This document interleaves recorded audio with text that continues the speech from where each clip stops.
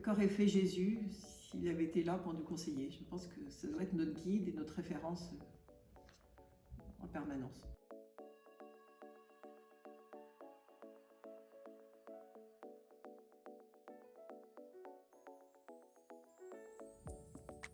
Alors avant tout, on s'adresse à l'Esprit Saint pour nous aider, nous inspirer, nous donner les bonnes voies de réflexion. Je pense que c'est essentiel.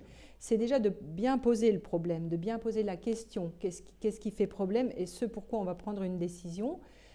Il faut regarder la réalité en face, les besoins des personnes, que chacun, par rapport à ce problème qui est là, que chacun s'exprime et dise voilà, quelle solution il voit à cette question.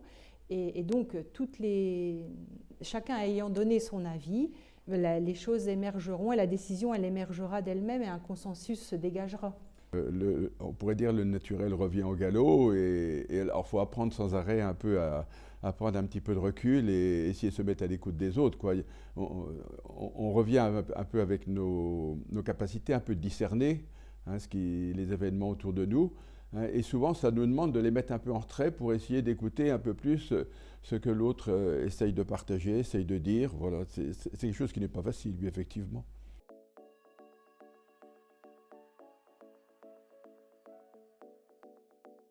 Toutes nos réunions commencent par un temps de prière et on prend l'évangile, soit du jour, soit un autre, en fonction des circonstances.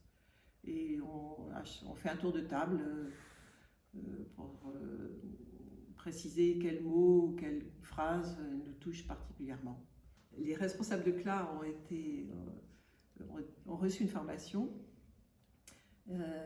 et nous ont donné des petits livrets à partager dans notre CLA, et notamment sur comment discerner en Église. C'est de prier ensemble, je pense, de prendre le temps de se mettre à l'écoute de l'Esprit Saint. Ça peut nourrir la prise de décision.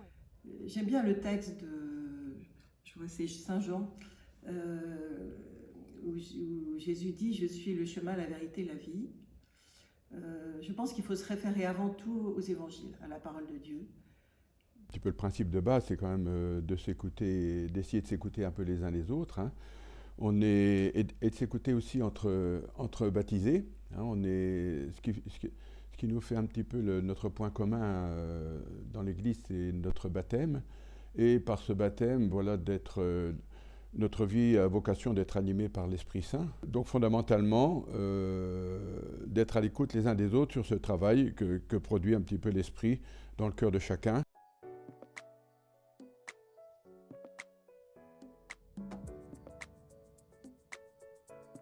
Ça, c'est une vraie question.